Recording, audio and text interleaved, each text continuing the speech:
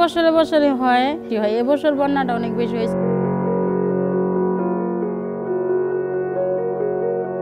বন্যার কারণে আমাদের ওইখানে আমাদের মেয়েদের কোনো কাজের কোনো ওইখানে কোনো ইয়া নাই।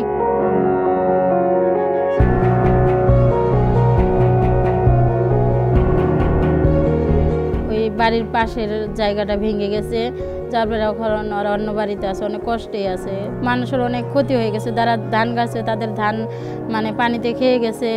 অনেকের অনেক ধরনের সমস্যাই হয়েছে, ছাগল গরু নিয়ে অনেক।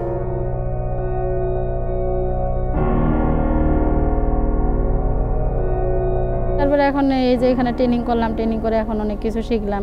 শিখে আমি এখন গার্মেন্টসের চাকরি জয়েন দিয়েছি। আমি গ্রামে যাইতেছি না, বন্যার কারণে আবার আমাদের ওইখানে কোনো কাজের কোনো মেয়েদের কোনো কাজ নাই।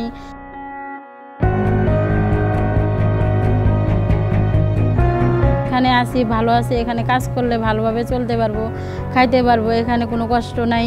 এখানে আমি থাকলে আমার বাবা মাও ভালো থাকবে, ভালোভাবে চলবে, খাবে।